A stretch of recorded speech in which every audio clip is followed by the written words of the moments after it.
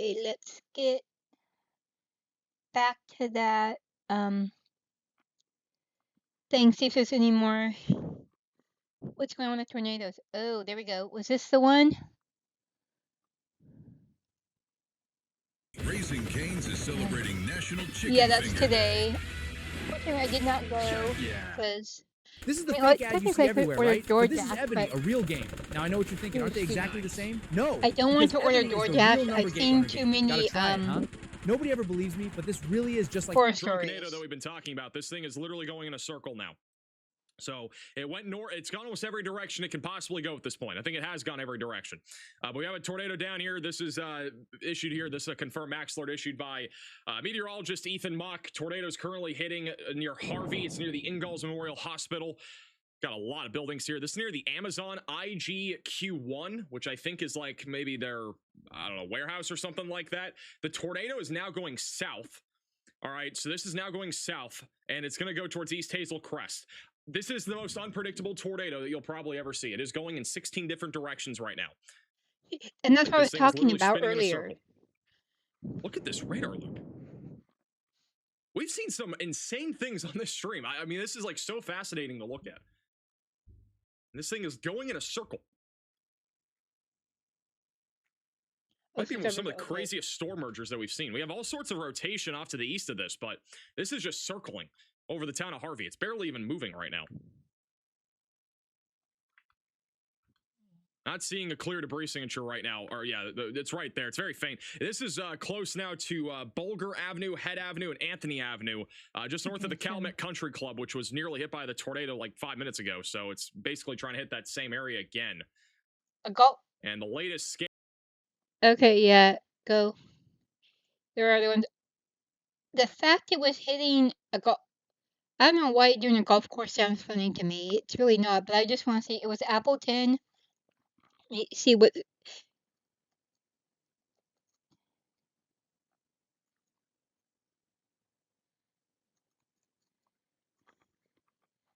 See. News that's coming in. Okay. Yeah, all right. That was 6 minutes ago. Yes, Milwaukee.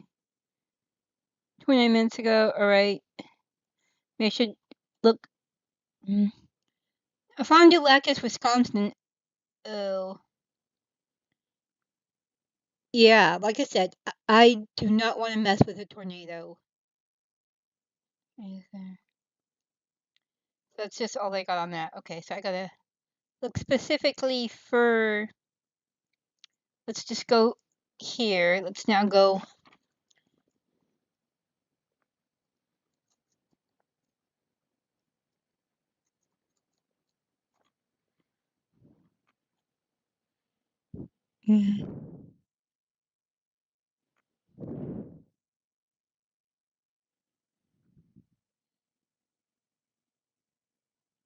Oh, but look at that one. You can see, yeah, that I. Oh my goodness. Oh my goodness. Okay. Yeah, and it shouldn't be. Yeah, this is. Oh my. Yeah, look at the sizes of these things. My understanding is the U.S. tornado map just changed. Okay. U.S. tornado. To look that up, but let's go back to more. Tosi, I want to see what this is about. Do some true crime type stuff. Okay, butchering. Oh, what the? Okay, this is weird, but whatever. Alright, like. This TikToker just got sentenced to life in prison after building his whole career around exposing gang crime because, as it turns out, he wasn't just reporting on the game crime, he was in it. And what happened is that his crew ended up blowing up the wrong house. These 3 men are now sentenced to prison for the bombing in Tumba. A mother lost both her legs and her 4-year-old daughter was seriously injured when a hand grenade was thrown into their bedroom in April of last year. The attack was actually aimed at a neighbor who had a drug debt, according to the prosecutor. That is definitely not something you hear from a TikToker every day, but this Yeah. Okay, it was just a drug theft gets answered with a grenade. Okay, and also I am not surprised that there is a he wasn't on the gangs. It reminds me like that one guy who would go around and expose prostitutes and stuff, catch them in the act kind of thing. And then he was to publicly shame the Johns. And then he got caught hiring prostitutes to give him content to film for his episodes. I know that's kind of not the same. I mean, already being in the gang is one different. This was something he doing ran out of content, but still, it can very easily be a production thing. That's what I mean to say. It's Monday. I'm not awake. This one is out of Sweden. And if you're not from Sweden, this might come as a massive surprise to you. Because when you think gang violence and grenades, it's safe to say that Sweden probably isn't the first place that comes to mind. No, South America. Unfortunately, it seems like this has been a huge ongoing problem there for years now. And we'll circle back to that, but for now, meet Joseph Said, who's 30 years old and he ran a TikTok account called Foxy Spy. He had a whole bunch of social media profiles, but a bunch of them have been deleted. But he built an audience by covering criminal gangs, which is basically just true crime commentary, but hyper-local, and specifically about the gang wars that are happening in his own country. And he positioned himself kind of as the guy who knew what was going on behind the headlines, except as it turns out, he didn't just know what was going on, he was apparently a part of it. So prosecutors say that Joseph wasn't just reporting on the criminal underworld from the outside looking in. He was embedded in it. And that's about to become extremely relevant. So according to prosecutors, this all traces back to an illegal deal that fell through. And the people on the buying end of that deal, I guess, were going to be punished for it. And by punished, I mean someone in Joseph's group decided the appropriate response to this bad illegal deal was a hand grenade. Yeah, that's totally not escalating things whatsoever. So the plan, as the prosecutors laid out, was to hit a house belonging to the people who'd been fined over the failed deal. And someone was apparently tasked with actually carrying out the attack. And that's where everything went sideways, because their target ended up being the wrong house, because the grenade was apparently thrown at a home where a mother and her young daughter were sleeping, not the people they were intending to hit, just the neighboring house. And the explosion was devastating. The mother's injuries were so severe that she ultimately lost both of her legs, and her daughter was also severely hurt. I woke up to a bang, and then I got smoke from the fire into the vent leading to the bedroom. So I turned on the light and get up, and here the neighbor went over to check what it was and such, and I saw the fire truck. It's terrible that this happens in this calm, nice area where I've lived for 41 years. It feels very strange. The neighbor across saw this then. She got the smoke in her place, so she ran over and helped with the child there, and she told me this morning. It seems to be a woman and her daughter who have been affected. What are your thoughts about it? It's terrible that it happens, and maybe there are innocent people too. I think that's the worst part. And just to be clear on their mistake as well, and just how careless all of this wasn't even a mix-up between like 2 different neighborhoods or some address typo or something like that. No, it was the house right next door to the one they were trying to hit. So according to court documents, the day after the explosion, Joseph Said, the TikToker who covers the criminal gangs, sent a message asking essentially how the attack could have possibly hit the wrong house. And that message ends up being a pretty big deal for the case, because it basically, confirmed in his own words that he knew about the operation and he expected a specific outcome that didn't happen. That was essentially the detail investigators needed so they could stop speculating of, maybe he was involved. So yeah, because of that message, essentially prosecutors knew exactly what that was supposed to be. But to make things even worse, this wasn't even the only attack connected to him either, because authorities also tied Joseph to a separate attack in Cetra, which also factored into his whole overall sentencing. So again, the dude who covers crime and criminal networks is actually a part of one and doing the crime himself. So I guess he really did have authority on what he was talking about on his channels. But regardless, once everything went to trial, it came out that Joseph hadn't actually thrown the grenade himself. He was out of the country when the attack happened, and the case against him was built around him being the one who ordered it. And for organizing that attack, combined with the Cetra case, he was sentenced to life in prison. And on top of that, he was not the only one facing consequences in total, because 5 men were sentenced in connection to all these attacks as well. So you have Philip Persson, who was 34. He was the guy who actually threw the grenade into the apartment, and he ended up being the one who confessed to it. He got 13 years and 10 months for 4 counts of attempting to take someone's life, alongside of serious public destruction and serious unlawful threats charges. Then you have Jalal Issa, also 30. He was the one who recruited Persson for the job. He drove him to and from the location and booked and paid for his taxi. He received 11 years and 10 months for aiding and abetting serious public destruction and serious unlawful threats. Then you had a 16-year-old boy who was also convicted of walking Persson through.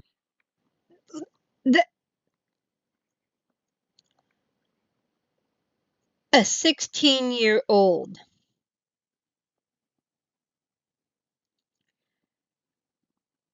Oh, okay.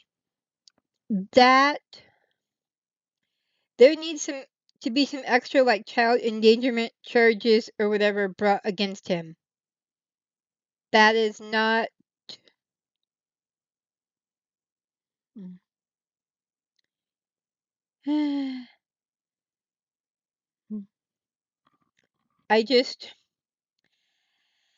I am not.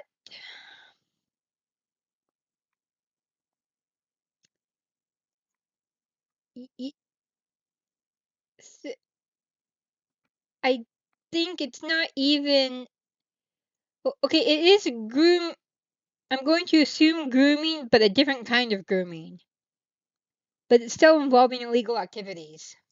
How to actually use the grenade. So you have a 16-year-old teaching a 34-year-old man how to throw a nade? And apparently he did all this over a video call because he was already serving a sentence in a closed youth care facility for a separate bombing. Dude. And that apparently only resulted an extra 4 months on top of the sentence. So, I mean, that is just crazy, the amount of privilege you get for just being a minor, even though you're teaching other people how to throw grenades into homes. Okay, but on top of those 4, a man who was already serving time for an unrelated weapons offense was also convicted of handing over the grenade that ended up being used in this attack. So he got an additional year and 4 months for all that. And then finally, there was one other person connected to the case, separate from those 5. He was acquitted entirely on the conspiracy and accessory charges against him. And I guess since Joseph had already reportedly been out of the country for a stretch before all this caught up with him, he was finally arrested back in December after spending time abroad. And as for the family who actually lived through this, their lawyer gave a statement afterwards saying, according to him, the family had hoped for harsher punishments across the board, ideally with everyone involved being convicted rather than just some of them. But overall, he said that they're largely satisfied with how the case turned out. Still though, I mean, satisfied or not, that does not undo what happened. I mean, this is an awful tragedy. Imagine just minding your own business in a house and then a grenade comes through. Like, that is not something that you would expect in a first world country. But And I'm guessing too, she doesn't really have well, I don't know what civil court is like. Civil lawsuits are like in Sweden, but I'm guessing the criminals involved in the attack have no money. She can't even get anything to help with moving forward and adjusting to that and getting someplace safe. They have. I don't know if the community or the government helped them out at all, but yeah, I hope they had some kind of recourse to better themselves after this. attorney also made a point of noting that the family is still dealing with lasting physical and psychological trauma from all of this, which obviously makes a whole lot of sense. But apparently Sweden has been genuinely dealing with a huge wave of grenade and explosive related incidents since around 2018, and it's hit both low income and wealthier neighborhoods. And apparently, a lot of the grenades that are being used in these attacks, including the specific model involved in a chunk of these cases, trace back to leftover stock from the Yugoslav wars back in the 90s, which have apparently been circulating through the black markets for a few decades now. So unfortunately, when you just put this specific case into this broader context, it stops being some isolated freak event and just another incident that happened in a pattern of similar incidents. But going back to the actual point of this video, the part that makes it all stand out from normal gang violence is obviously the fact that Joseph was doing all of this while running a platform built around covering this exact world. Because it's one thing to just build a following reporting on gang conflicts that you're watching from the outside, and it's completely different that you're allegedly helping orchestrate the next chapter of that same conflict while your followers are watching a TikTok of you talking about the last thing that happened. I mean, this is just crazy. And I guess to be fair, like, we don't know exactly how much of his content overlapped with his alleged activity because all of his stuff seems to be wiped, at least from what I can tell. So I don't know if this was a way for him to make money or if this was used to send messages to rival gangs or something like that. That's not something that's been confirmed, so I'm not going to speculate beyond what's actually been reported. I'm just discussing on how insane this whole situation is. But I guess that's how a TikToker ended up getting life in prison. So if you're new here, feel free to subscribe, drop a like if you enjoyed the video, and I would recommend checking out this deep dive because this is also a crazy story. But I'll see you guys in the next video. Peace. Okay, well, I'm glad he got life in prison at least because, well, though also, I don't know what, talk about the prison network here in the US. I don't know if it would be the same in Sweden, but if he's got gang connections,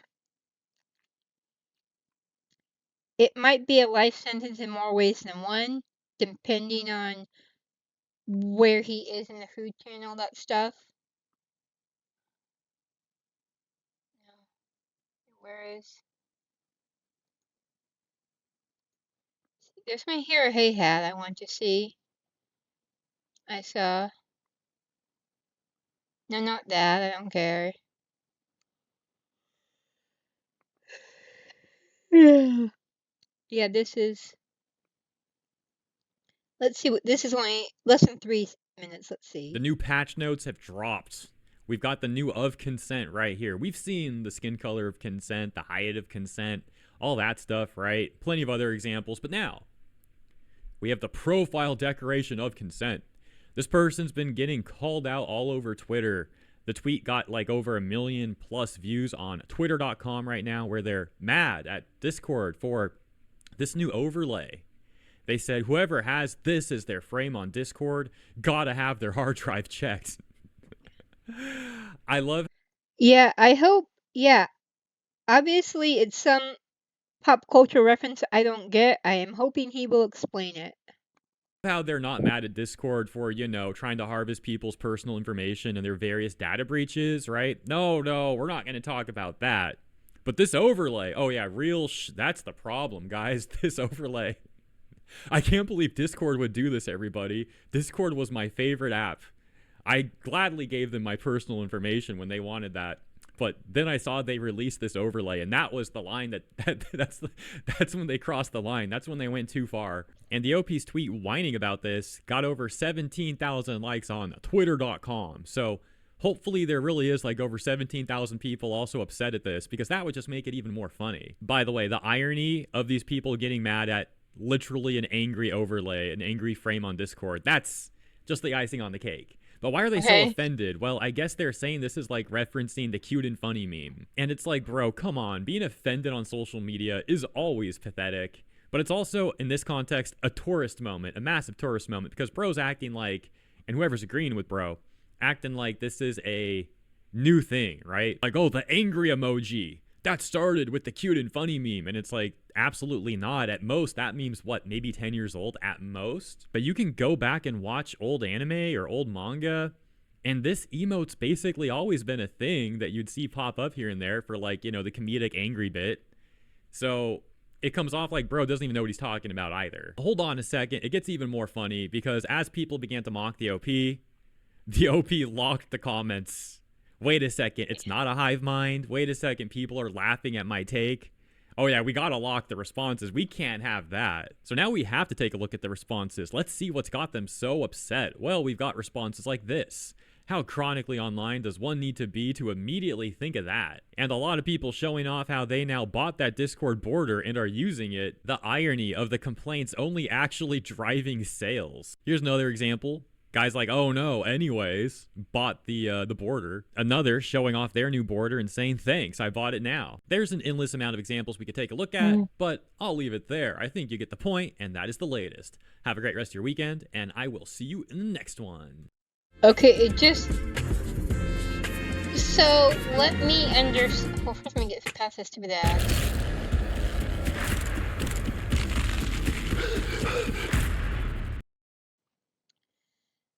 So, they are mad over a Discord overlay that shows you're mad. Okay.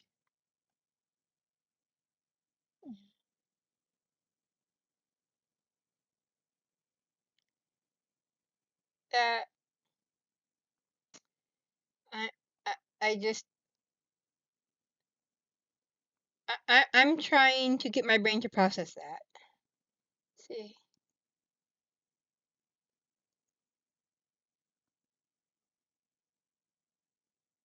Oh, this is about yeah. Off Kai and Fansley.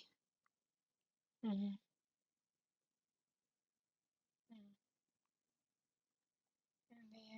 and Leaflet Smug and Kirsha usually long videos, so there's that. And oh, I should not be yawning. I know there's. Let me just go back, see if there's more info about. Okay. Now where is it? Is this? Oh, Indiana Jennifer now. with the $20 super chat. How's Wapaka, Wisconsin looking? This I don't remember where Illinois. Wapaka Okay. is, but if you're in that severe thunderstorm watch that is currently in effect for Wisconsin, that is where we're probably going to see significant severe weather for the next 2 hours. And we did have a tornado reported by storm chasers a few minutes ago west of Fond du Lac. You can see the hook. The velocities aren't honestly that impressive looking. Tornado Page is located right here. They're just on the west side of Fond du Lac. Also got the Halinator Ryan Scholl just north there of Mayville, Wisconsin. I do think this is going to remain a pretty big concern as it makes its way down to the south, going towards Milwaukee over the next hour or two. Got a big surge of wind also going into West Bend, and I think that's how is that Kewaskum? I think is how you say it. Kewaskum, Wisconsin. You guys are about to get hit pretty hard by 80-mile-per-hour damaging wind gusts here with this cluster of thunderstorms. We also got to watch this little boundary here. We got a boundary that's setting up west of Watertown. If any storms can really positively interact with that, we could see another strong tornado threat develop. A nice So that's another big concern area that will of be in play here. storms that Also, I know we not have some people tuning in from Chicago right now. Currently, we got 60-mile-per-hour winds moving through your area. Nothing major right now, but we got to watch storms developing off to your north and another really significant cluster well to your north right now. This will probably become problematic in the next hour or two. Over here near Michigan City and far northwestern Indiana, we still have a widespread damaging wind threat. Going back over to... Let me go back and see if I can find anything more and put in. Let's see. I've got... Let's see. So we covered true crime. We're covering weather, entertainment stuff. I don't know. We covered... Yes, I still want to see if there's anything more about that.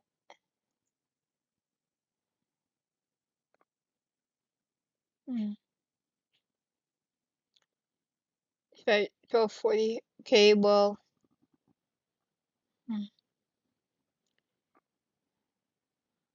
News past hour. Okay. I want to see if they said anything. Okay, wherever Outagamie County is.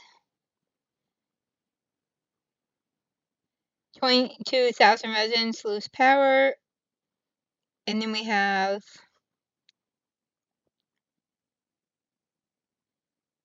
the ground top of the Chicago airports. Now, my understanding, Chicago is a major hub. And so is Atlanta. Those are... Yeah, so... Just go... not hearing anything about any damage or anything. Oh, wait, let's see. What was this? Reported winds of 124 miles per hour. That's a lot. That's a lot. And it doesn't seem like they're just... Okay, this is, again, the Evansville stuff, but not... Um,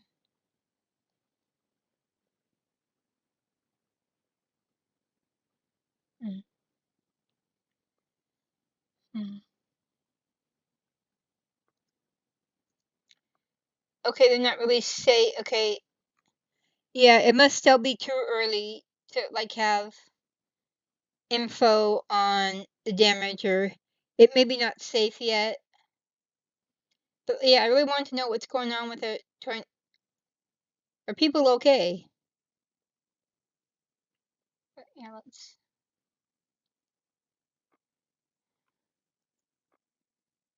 go back and go to Explore to see what what other news is going on. And through the what? Whoa! More true crime. Brian Koberger petitions to withdraw guilty plea in Idaho student murders.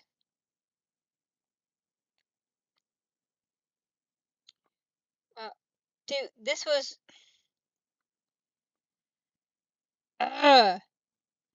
Oh, this... Mm, mm, yeah. My main reason for being this pissed off is I'm pretty sure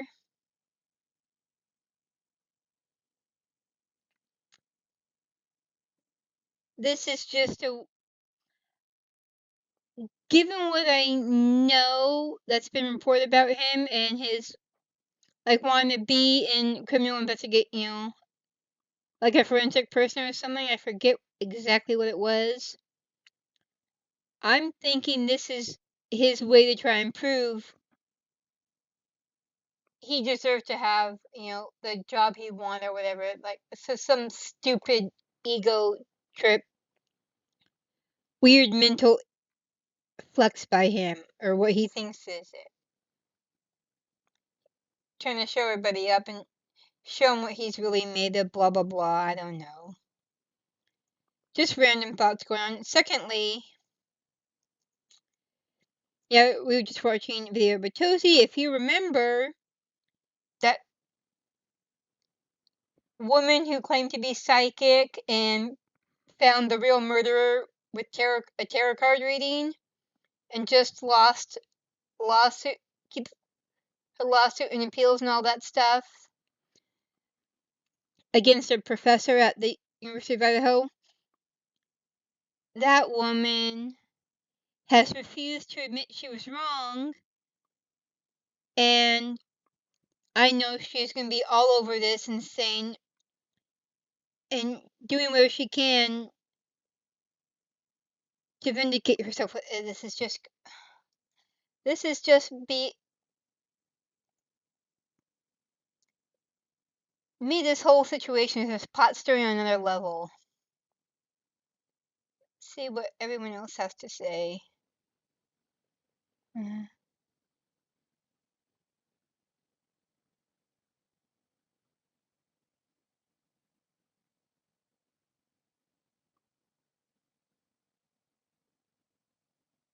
mm, mm,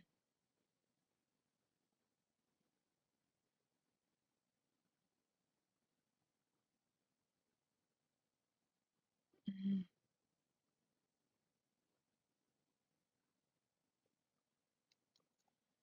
Yeah, because he thinks he's really smart. I'm pretty sure this is some serious BS.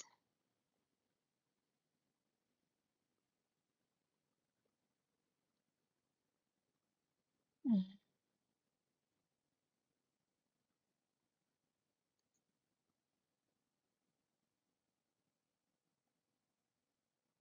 Yeah, like I said.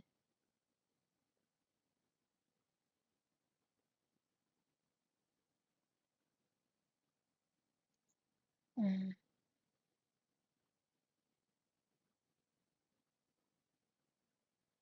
mm,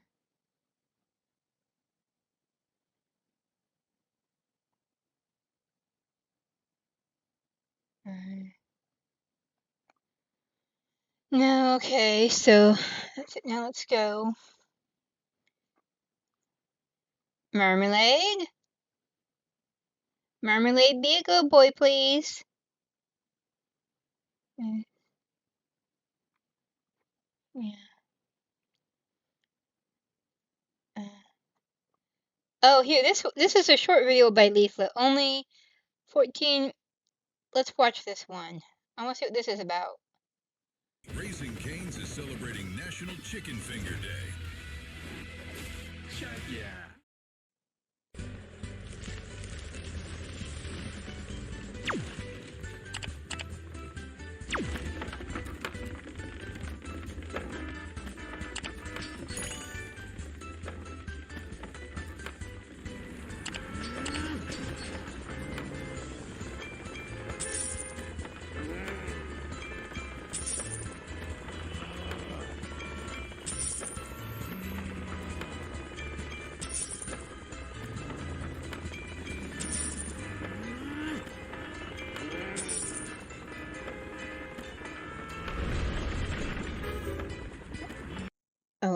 I didn't. The Mantis video, Grift Feminism, the strange link between feminism and engagement farming.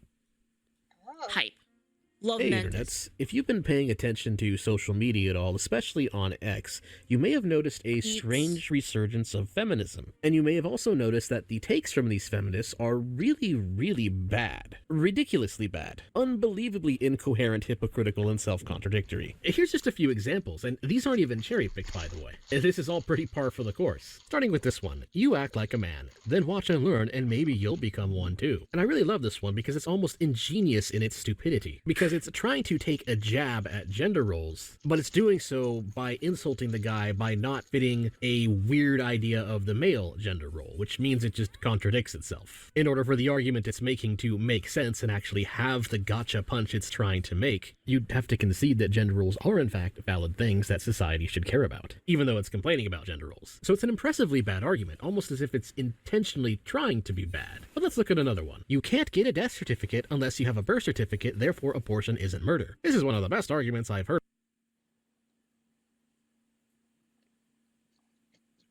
on this so far. No, it absolutely is not. There are good and bad arguments for abortion rights. There are good and bad arguments against abortion rights. This is by far, in terms of arguments for abortion rights, one of the absolute worst I've ever seen. Nobody, absolutely no body of science, no intellectual institution, or even just no rational human being, absolutely no one defines life by whether or not it's certified. Imagine if you or someone you care about. Damn, I guess we should just, Yeah, wouldn't it be great to take over some countries where they don't have records? Damn. We should just go there. We could just glass them and just take everything, right? Because they're not alive. Lost their birth certificate and their information somehow got deleted by all of the institutions, meaning that they on paper effectively didn't exist in the system. And then imagine if someone killed them or you. Would that not count as murder because there's no certificate and therefore you're not considered alive? I mean, this is just complete nonsense. Even the most painfully mid-witted bureaucracy enjoyer would probably not try to argue that a person doesn't have any moral right to not be murdered unless they have papers that are signed and notarized and approved by 3 different agencies that says so. It is again almost impressively stupid. It almost leaves you in awe that someone could actually make this kind of It's like you go up to like some random person like, hey, you got a birth certificate? Nope. And then you shoot them in the face. Like, what the fuck? Argument. So let's look at one more before getting to the point I'm trying to make here. Behold this post. Most men are gay. They're literally gay because they don't really like us women, our natural bodies, and they think it's gross. Blah blah blah blah. He'd rather spend time with his boys. Blah blah blah. I genuinely think most men are gay, but they haven't figured it out because being gay is like also too feminine for them, and they don't like feminine. They'd rather spend time with the boys. that makes them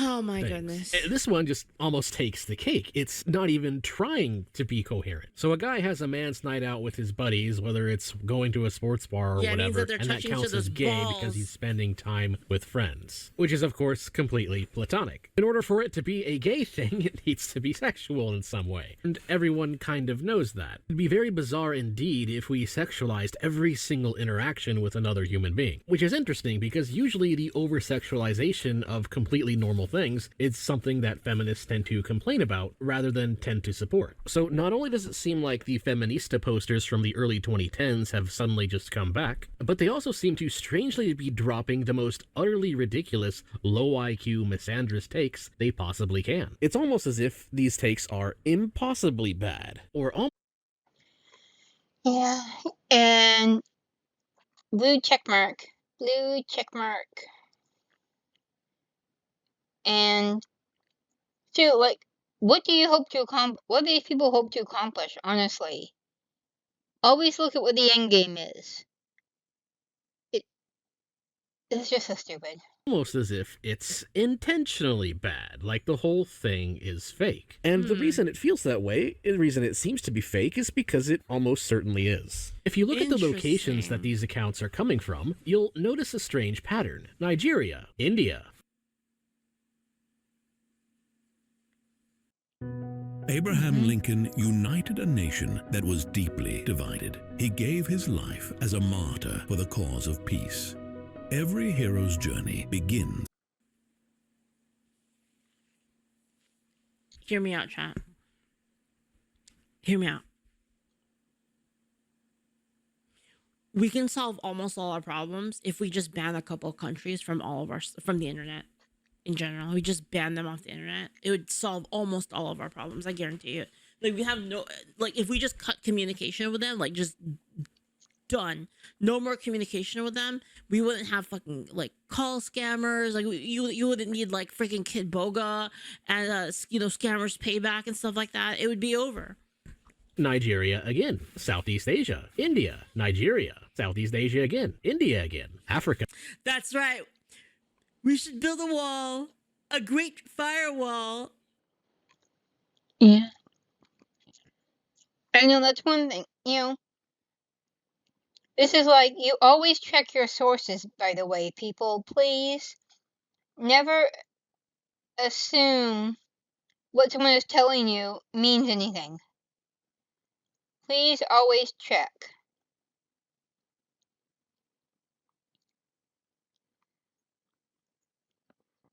Because I'm lucky enough I know where I am most of the time. I don't know where I think some of you,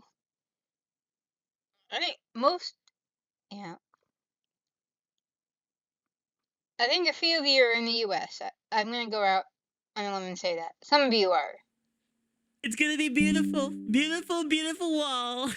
Southeast Asia again, etc., etc. And yes, all three of the trash posts I just went over at the beginning of this video also fall into this pattern. Almost none of these posters actually come from countries that tend to discuss these things, and then of course they're strangely posting in English, despite most of them coming from a place where most people don't speak English, or at the very least it's not their native tongue. Because of course what's going on here is something known as negative engagement farming. These days on the internet, it's not too difficult to get into ad revenue sharing programs and social media platforms, especially on X. But the same thing also exists on YouTube and to some degree TikTok, and even a little bit on the alt-tech sites like Rumble. And the way it usually works is that the more views and the more engagement a post of yours gets, then you will receive a small cut of the ad revenue that is attached to that post or video you made, which on the surface makes complete sense. There's nothing actually really wrong with it as a business model. The problem is that what you see is decided by the algorithm, and the algorithm likes to promote posts that get a lot of engagement, the posts that get people talking talking, the posts that get people looking at it, the posts that get people replying, all of that tells the algorithm to push the post more. So it suggests it to more viewers. And if it gets enough of this, it'll even show up on the front page. And the problem is that the AI that's used for the algorithms currently can't really tell the difference between negative engagement and positive engagement. It can't tell if people are talking and replying to a post because they like the post or because they're infuriated at how stupid the post is. And as it turns out, especially for people who really aren't that creative, it's a lot easier to get engagement by posting intentionally stupid things than by getting genuine engagement.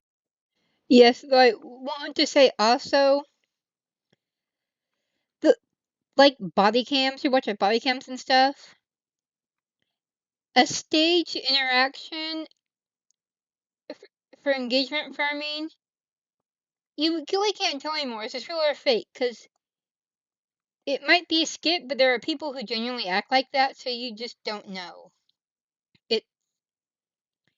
It's tough to know anymore, and like I said, just consider it real because there are people who act like that. It's not as fake as you would want to believe it is.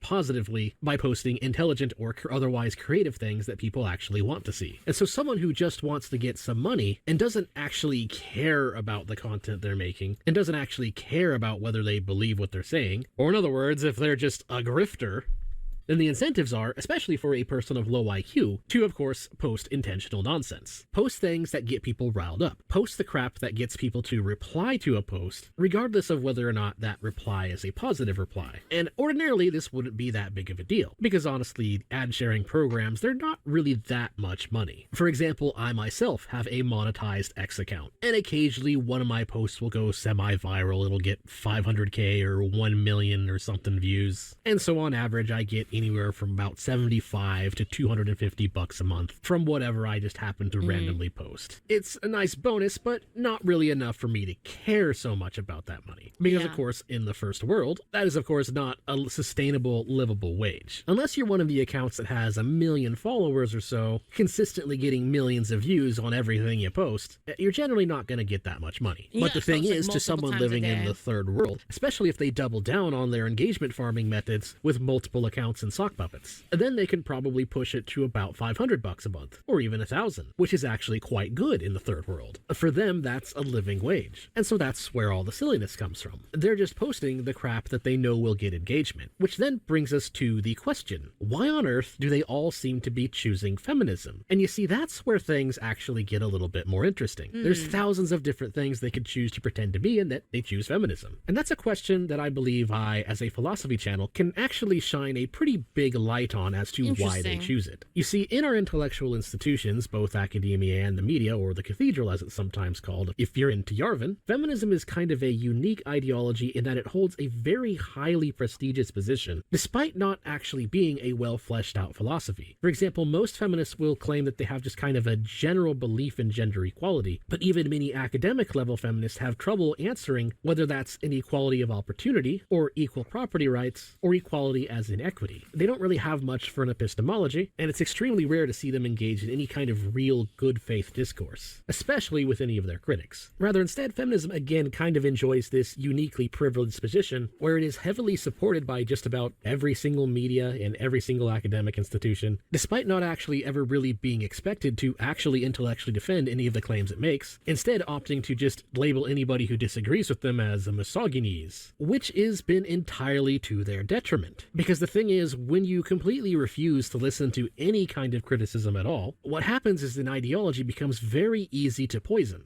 It loses any kind of internal check to root out any potential bad ideas that may be sprouting. And that's what makes feminism absolutely perfect for engagement farming. Because if you've ever read through major media feminist blogs like Jezebel, then you would know that... No, I have not seen those places. I have no interest in seeing those places. My view on feminism is what it has become is stupid. Let's just leave it at that. Like, if you want to do something as a woman, Provided it's legal, mind you, provided it's legal, all that. Just go do it. I mean, like, well, I need someone to tell me women can't do it, so I'm encouraged to go do it because I'm a woman and I want to prove them wrong. Do it because you want to do it. If you're looking for other people to give you permission, you've already lost. Okay, then you're not that whole stupid girl boss thing. No. If you are waiting for people to give you permission to do what you want to do, you're pathetic. Okay? You don't need other women or other men to tell you can do something. If you want to take a job that's not popular for women, do it. Don't. I'm just about this minute too upset, but yeah, people just need to do what they're going to do with their lives and quit making everyone else's problem.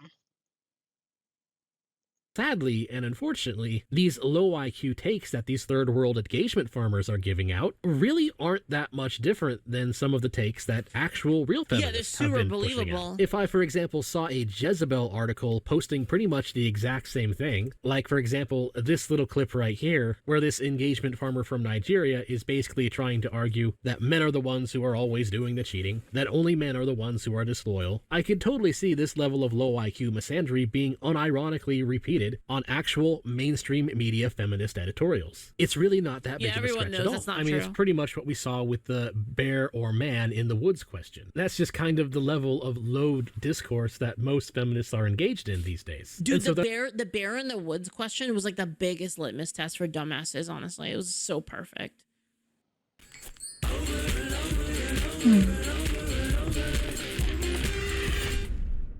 You, just you, building your app on base 44. As the third world engagement farmers, they've figured out that feminism has kind of an extra bonus level of getting people riled up and infuriated because feminist ideology actually allows for these kind of takes. Feminist ideology for a very long time now has been subject to Poe's law, where without a clear indicator of the author's intent, it is impossible to distinguish a parody of extremist views with a sincere belief or expression of those actual views. Because feminism has basically completely failed to weed misandry out from its ranks, it is almost impossible these days to tell the difference between a genuine feminist activist and someone who is parodying feminism. And the thing, feminism is parodying feminism is parodying itself at this point, so there's that. And oh, so I gotta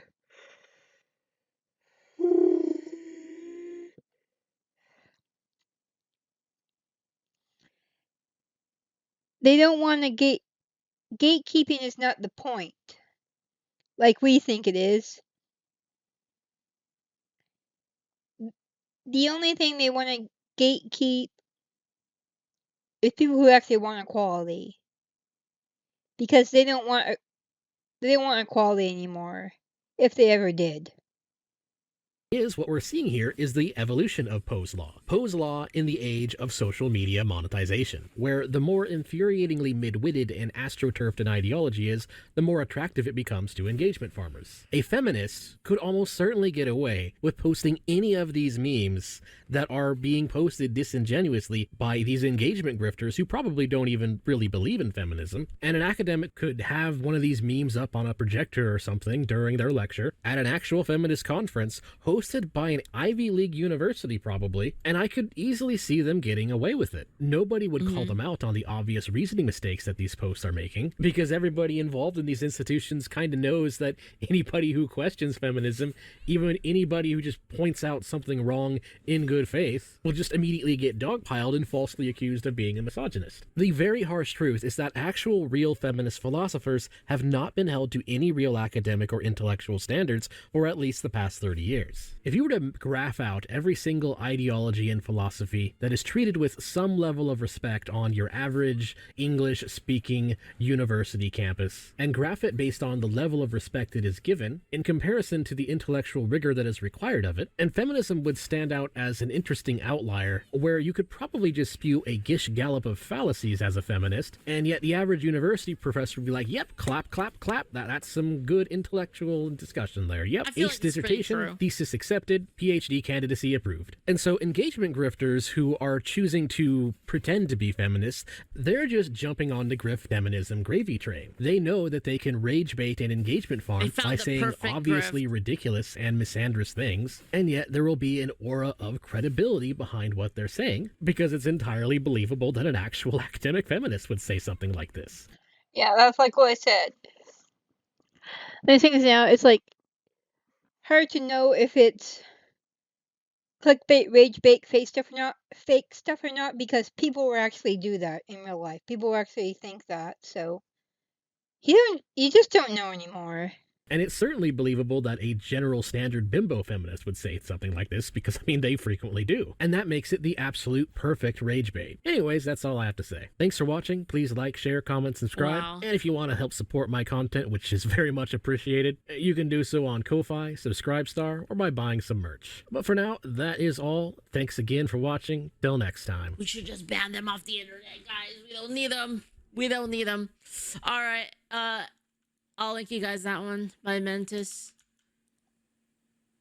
I feel like, it makes sense. It doesn't even have to be a nefarious purpose, kind of like what Mentis is saying. It doesn't have to be a nefarious purpose like some other country doing this to us. All you would need is the monetary incentive. And again, when you think of that, it all lines up and it makes sense. This is Dickman, but pride, shining like the morning sun. Okay. You Patreon, let's go back. Okay. Where is the one I was just watching? I want to check the weather again, and then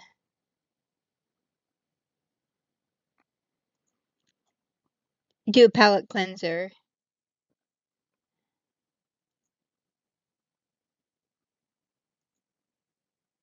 Whether you're in the shop or fixing your own vehicle at home, Harbor Freight has the floor jack. MaxVelocityWX.com. You can also tag us on Twitter and Facebook at MaxVelocityWX with any photos and videos that you see, or any photos and videos that you might have. Those are the places that we most frequently will be checking.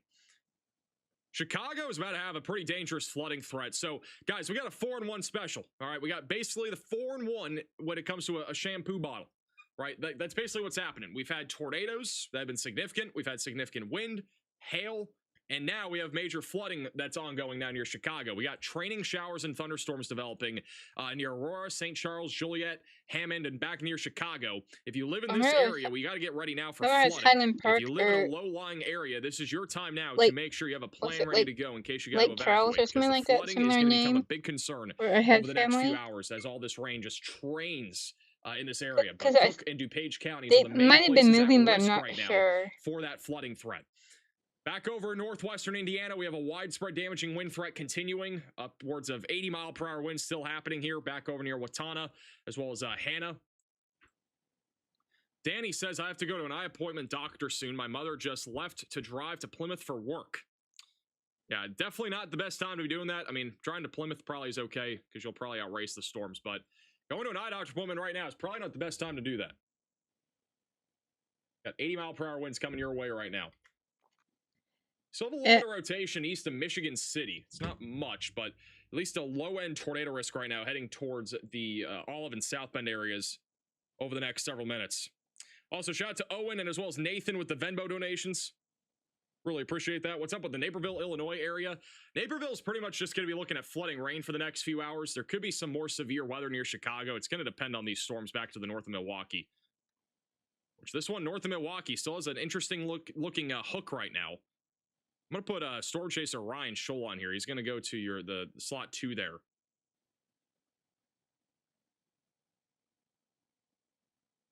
Riley has an update. Go ahead, Riley. Hey Max, just a little bit about the flooding situation in Chicago right now. So we are seeing a lot more rain showers start to pop up in that area, and this is a place that the Weather Prediction Center has highlighted for an increased risk of flash flooding. This is a look at the stream gauges across Chicago, and any of the ones that we see with this sort of black blue dot, those are at an all-time high for this day of the year. In all the history of the stream gauge data we have. And one of the things we deal with in Chicago is we have a lot of pavement, so all the water makes its way into creeks, rivers, and other areas very, very quickly. And that leads to flash flooding that looks something like this. So this is a look at Addison Creek in Bellwood, Illinois. Normally we see water flowing right around 4 to 8 CFS. Right now we're spiking to over 400, and this is still increasing at 400 CFS per hour. So this is going to be something that gets even more significant. And taking a look at the gauge height of this stream, normally we're hovering right around 1.5 feet, and we're currently up to 6.5, still going with more rain on the way. So we are going to have a very significant flash flooding situation in Illinois at some point today if we continue to see training convection in that area. Thank you, Riley, for the update. So very good insight there on the flooding risk, and it's going to only get worse over the next few hours with all the rain that's coming. We also have this big cluster north of Milwaukee that's going to try to do the same thing. This is live drone footage of damage. We got debris in the water too in Menasha. This is over near the Winnebago Lake. Got damage everywhere. Also, Storm Chaser Tornado Pagey is now en route for Appleton to go investigate the damage as well. Okay, good. This is a terrible sight to see, guys. Whenever you have debris and damage inside of a lake or a river of any kind, obviously you are always concerned about the wildlife, the fish, anything that lives there. Not what you want to see. Okay, let's look for some palette cleanser because something cute and fluffy.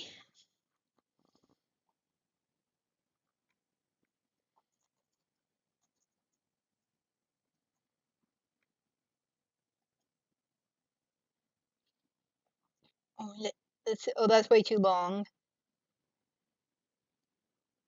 But well, I mean, I'm to watch the whole thing and just stop when we're done.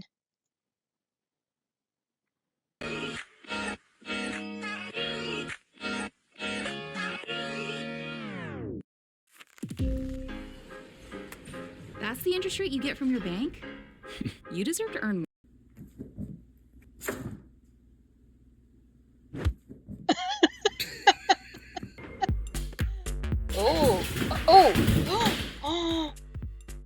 Oh my goodness. Oh.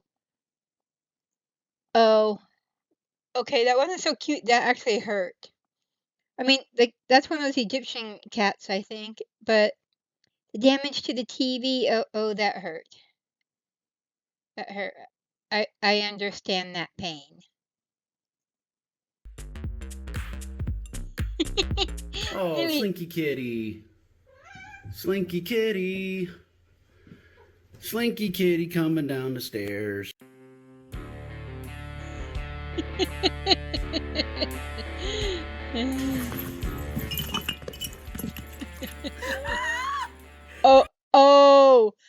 Oh, that's catnip. Oh, they are in for fun times. Those cat owners are in for fun times.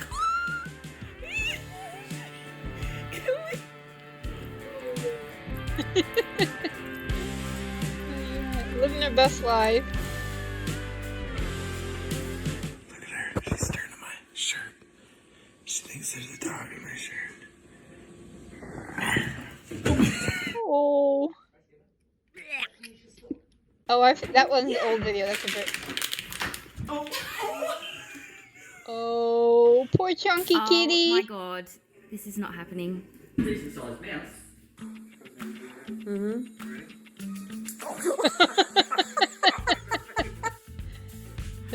Oh, grumpy kitty alert. Yeah, they ain't happy. Oh, Marmalade likes to lick my nose. Happy kitty.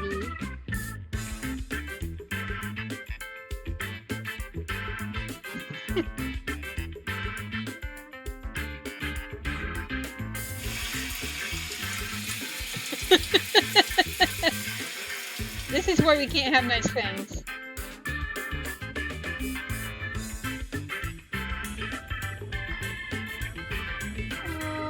Biscuit. Hello.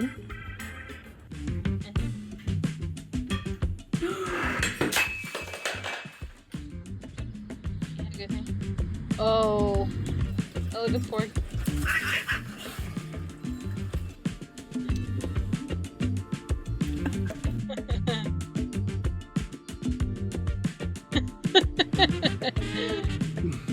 Oh, yeah. Cats will cat. Oh, that's catnip. You can. Oh, yeah. That's gonna be. Yeah. Yeah, that's about.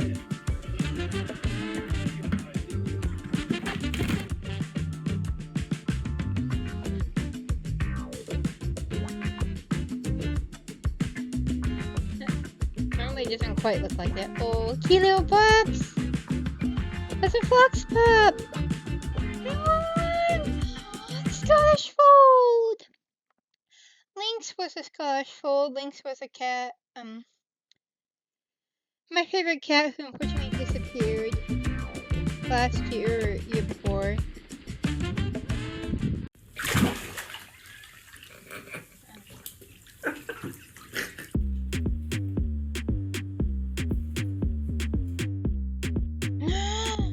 Oh, look at those little Siamese! Oh, I tell your kitty. I think it's so fun when they do that.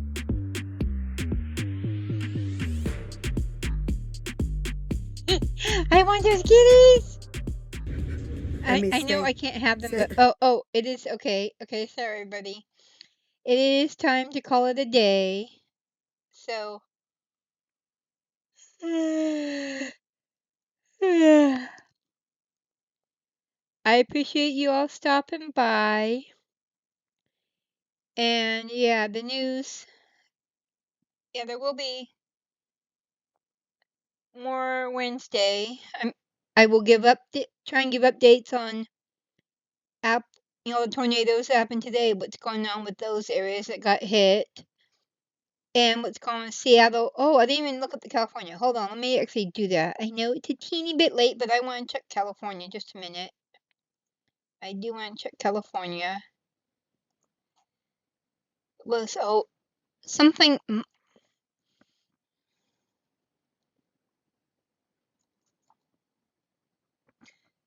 Yeah, was this one something? Yeah. Oh no, that was okay. No. Well.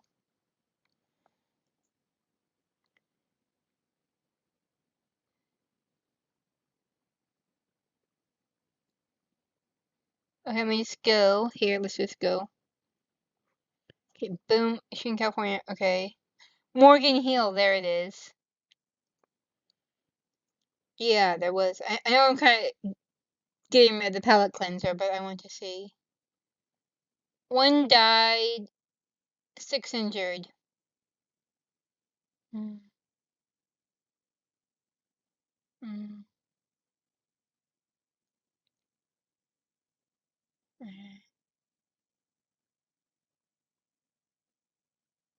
But a 10 by 100 only killed 1. Well, that's good. I'm not sure where that area is, but yeah. Mm. Yeah, well, it's kind of good. Okay, so I'm gonna a couple moments of this first, then to redo the palette cleanser. Okay, watch. Oh, it's a Bengal! Oh, how cute! I want a Bengal too. Yes, I want every variety of cat there is. I don't have a problem. Well, for lack of space to do that. Aww. Yeah, okay, that really isn't. Or you're gonna get off him. Thank you. They actually listen. They're like, yeah. Because I think the only reason the cat listens, because this is Mama. That is Mama. And cat ain't stupid. Oh, take my kitty around. Ooh. I didn't get hurt too bad. At all. Oh. What?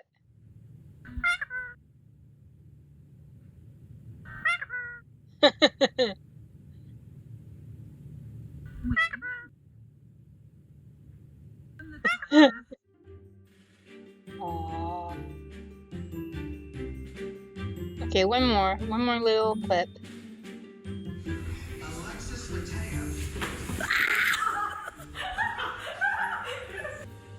Okay, it looked like it was all cushy stuff, so the cat's most likely okay. But yeah, that's not it for today. Thank you everyone for stopping by. And like I said, I will be back Wednesday with more news, but it will be 8 to 10 p.m. Texas time, aka Central Standard Time. So thank you all for watching. I'm waving at you in my head. Take care. I will see you guys later.